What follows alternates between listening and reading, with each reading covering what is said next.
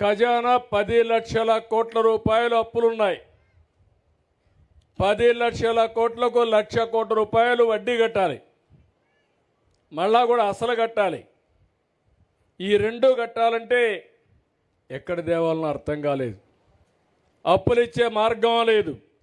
కానీ మీరు ఒక మంచి పని చేశారు. 93% అభ్యర్థులు గెలిపించారు. 21 మందిని ఎంపీలు గెలిపించారు. ఆ ఎంపీలే మన పట్ల ఈరోజు సంజీవనిగా మారింది. కేంద్రంలో పనులు చేసే విధానానికి శ్రీకారం చుట్టాం. మీరు కానీ 21 మందిని గెలిపించకపోయి ఉంటే ఈరోజు నేను ఎంత కష్టపడినా మిమ్మల్ని పైకి తీసుకొచ్చడానికి వీలయ్యేది కాదు. చెయ్యరాని పాపాలు చేశాడు, చేయరాని తప్పులు చేశారు, ఎవరు దోచుకోని విధంగా దోపిడీ చేశారు. అన్నీ కలిసి ఆ పాపాలు మీ పట్ల శాపాలుగా మారాయి. ఆ శాపాలను తొలగించి ఈరోజు ముందుకు పోవాలంటే ఎక్కడ లేని శ్రమ ఉంది. కానీ నాకు ఒక ఆలోచన ఉంది. ఇవన్నీ తాత్కాలికం. మళ్ళీ తిరిగి రాష్ట్రానికి పూర్వ వైభవం తెచ్చే వరకు మీకు అండగా నేను ఉంటానని హామీ ఇస్తున్నా. అందుకే ఈరోజు మీరు ఒక్కసారి చూస్తే ఇరిగేషన్ శాఖ, నేను ఆ రోజు ఇక్కడ ఆలోచించాను. కేఈ కృష్ణమూర్తి గారి ఆధ్వర్యంలో అన్ని చెరువులకు నీళ్లు తేవాలని, అందరి నీవా ద్వారా వచ్చే నీళ్లు అన్ని చెరువులకు ఇవ్వాలని.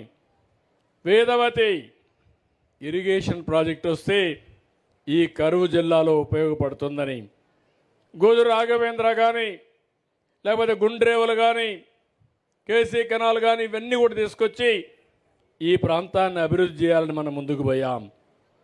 ఒక్క తట్ట మట్టేయలేదు, 1 ఎకరాకు నీళ్లు ఇవ్వలేదు. నేను అడుగుతున్నా, ఎప్పుడన్నా 1 ఎకరాకు నీళ్లు చూశారా అందరినీ ఇవ్వని మిమ్మల్ని అడుగుతున్నా. నేను ఆ రోజు మీ అందరికీ మైక్రో ఇరిగేషన్ కింద తుంపర్ల సేద్యం, బిందు సేద్యం, రాయలసీమలో 90% సబ్సిడీతో ఇచ్చా. ఈరోజు ఉన్నాయని మిమ్మల్ని అడుగుతున్నా. 1 ఎకరాకు ఇచ్చే పరిస్థితుల్లో లేరు. ఇంకో పక్కన మీరు చూస్తే ధాన్యం పండిస్తే డబ్బులు ఇచ్చే పరిస్థితి లేదు. అప్పులు పెట్టిపోతే 1,674 కోట్ల రూపాయలు అప్పులు కట్టి మళ్ళీ రైతాంగాన్ని ఆదుకునే పరిస్థితికి వచ్చాం. ఈరోజు మీరు ఒకే విషయం గుర్తుపెట్టుకోవాలి. వాళ్ళు చేసిన విధ్వంసం నుంచి శిథిలాలు తొలగించి మళ్ళీ అడుగడుగు బ్రిక్ ఒక్కొక్క ఇటుక పేర్చి మళ్ళీ పునర్నిర్మాణం చేసే కార్యక్రమానికి శ్రీకారం చుట్టాం. నేను ఎప్పుడూ చూడలేదు. అధికార యంత్రాంగం నిర్వీర్యమైపోయింది. 5 ఏళ్లు పనిచేసిన దాఖలాలు లేవు. దానివల్ల ఏం చేయాలన్న డైరెక్షన్ లేదు. ఒకవేళ డైరెక్షన్ ఉన్నా చేయడానికి డబ్బులు లేకుండా నిర్వీర్యమైపోయే పరిస్థితికి వచ్చారు. అక్కడి నుంచి వాళ్ళను కూడా సమర్థవంతంగా పనిచేయించడానికి ముందుకు పోతున్నాం. నేను వచ్చిన మొదటి రోజునే సంతకాలు పెట్టాను, మీకు అందరికీ జ్ఞాపకం ఉంటుంది. మెగా డిఎస్సి 16,347 ఉద్యోగాలు. ఇవన్నీ కూడా డిసెంబర్లో పరీక్షలు అవుతున్నాయి. పరీక్షలు అవుతానే ఉద్యోగాలు ఇప్పించే బాధ్యత నాదని మీ అందరికీ హామీ ఇస్తున్నా.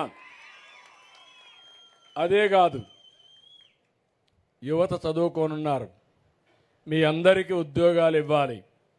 20 లక్షల ఉద్యోగాలు ఇస్తానని చెప్పాను. దానికోసమే ప్రణాళికలు తయారు చేసుకున్నాను. ఈ 20 లక్షల ఉద్యోగాలు ఏ రంగాల్లో వస్తాయో అవన్నీ కూడా అంచనాలు వేసుకుని ఎక్కడికక్కడ ఉద్యోగ కల్పన కోసం ముందుకు పోతున్నాం. ఇండస్ట్రీస్, పరిశ్రమలు చూశారు, ఎక్కడ పరిశ్రమలు వచ్చే పరిస్థితే లేదు. కానీ ఈరోజు నేను ఆలోచించింది, ఎట్టి పరిస్థితులు కూడా మళ్ళా పరిశ్రమలు తేవాలని ఎక్కడికక్కడ ప్రయత్నాలు చేస్తున్నాం. కొన్ని మీరు చూస్తే ఇక్కడ ఉండేవాళ్ళు, ఈ ప్రాంతంలో పుట్టిన వాళ్ళు కూడా ఇక్కడ పరిశ్రమలు పెట్టాలనుకుని వీళ్ళకి భయపడిపోయి వీళ్ళ వాటాలు, కబ్జాలు, దౌర్జన్యాలకు భయపడి వేరే రాష్ట్రాలకు వెళ్ళిపోయే పరిస్థితికి వచ్చారు. వాళ్ళందరినీ ఒకరొకరిని తీసుకొస్తున్నాం. నిన్నే చూశారు విశాఖపట్నంలో లూలు గ్రూప్ వచ్చారు. వాళ్ళు వస్తే కొన్ని వేల ఉద్యోగాలు వస్తాయి. అదే మాదిరిగా పరిశ్రమలు మన ప్రాంతంలో మీరు చూస్తే రాయలసీమని గ్రీన్ ఎనర్జీ హబ్గా సోలార్ కానీ విండ్ కానీ ఈ రెండు కరెంట్ ఉత్పత్తి చేసే పరిస్థితికి వస్తుంది. ఇది వస్తే 7,50,000 మందికి ఈ ప్రాంతంలో రాష్ట్రంలో ఉద్యోగాలు వచ్చే పరిస్థితికి వస్తాయి. అందుకే ఇంకొక పక్క ఆలోచించాను. గవర్నమెంట్ ద్వారా ఉద్యోగాలు ఇస్తాం, ప్రైవేట్ ద్వారా ఉద్యోగాలు ఇస్తాం. ఇవి కాకుండా ఇప్పుడు కూడా అడిగాను, ఈ ఊరిలో 10 మంది 15 మంది వేరే ప్రాంతాల్లో పనిచేస్తున్నారు, అమెరికాలో కూడా పనిచేస్తున్నారు. సాంబశివారెడ్డి కొడుకైతే అమెరికాలో, వేణు అయితే అమెరికాలో పనిచేస్తున్నాడు. కానీ ఈ ఊర్లో ఉండేవాళ్ళు కొంతమంది ఇక్కడే ఉన్నారు. నేను అందుకే కొత్త ఆలోచన చేస్తున్నాను. ఎన్నికలప్పుడు కూడా చెప్పాను వర్క్ ఫ్రమ్ హోమ్ అని. మీ ఇంట్లో కూర్చొని మీరు పనిచేసే విధానానికి శ్రీకారం చుట్టాలనేది నా ఆలోచన. ఇది చాలా దేశాల్లో ఇప్పుడిప్పుడే ప్రారంభమైంది. తప్పకుండా మీ ఊర్లో కూడా మీ కుర్రవాళ్ళతో సహకారంతో వర్క్ ఫ్రమ్ హోమ్ ఈ ఊరి నుంచి కూడా ప్రారంభించాల్సిన అవసరం ఉంది. అవసరమైతే ఈ ప్రాంతంలో మళ్ళీ వర్క్ స్టేషన్లు కూడా పెడతాం. ఇంట్లో నుంచైనా పని చేయొచ్చు, ఆఫీస్కి పని చేయొచ్చు. చాలా ప్రాంతాల్లో దీనికి బాగా ప్రాక్టీస్ చేస్తున్నారు. దీనివల్ల మంచి ఫలితాలు వస్తున్నాయి. నేను ఒకటే మీ అందరికీ చెప్పేది, ప్రతిరోజు నేను లెక్క వేయమన్నాను, కంప్యూటరైజ్ చేయమన్నాను. ఎవరెవరికి ఉద్యోగాలు ఇచ్చామో, ఏ కంపెనీలు ఇచ్చామో అవన్నీ కూడా లెక్కేసుకుంటూ నేను ఏదైతే చెప్పానో అది చేయడానికి ముందుకు పోతున్నానని చెప్పి కూడా నేను మీకు తెలియజేస్తున్నా. రెండో కార్యక్రమం మీరు చూశారు, ఎప్పుడూ లేని సమస్యలు వచ్చాయి. ఈరోజు రాష్ట్రంలో మీరు చూస్తే నాకు వచ్చే అర్జీల్లో 50% అర్జీలు భూ సమస్యలు వస్తున్నాయి. ఎందుకు వచ్చిందో నాకైతే అర్థం కాలేదు. మీ భూమి వేరే వాళ్ళ పేరుతో రాసేసుకున్నారు.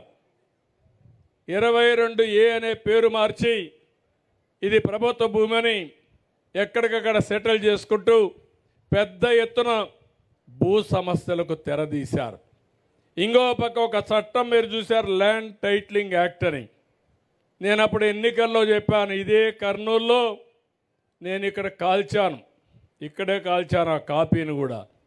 అందుకే వచ్చిన మొట్టమొదటిసారి సంతకం పెట్టి కేబినెట్లో ఆమోదించి అసెంబ్లీలో కూడా చట్టం చేసిన పార్టీ తెలుగుదేశం ప్రభుత్వం అని చెప్పి కూడా నేను మీకు తెలియజేస్తున్నా. అయితే వీళ్ళు చేసిన తప్పులు వెంటాడుతున్నాయి. కొన్ని వేల మంది, లక్షల మంది మీ భూమి వేరే వాళ్ళ పేరుతో రాయిచ్చేశారు. ఇంకో పక్క సర్వే అనే పేరు పెట్టి ఆ సర్వేలో మీరు ఒకసారి చూస్తే ఎక్కడికక్కడ బౌండరీస్ మార్చేసే పరిస్థితికి వచ్చారు.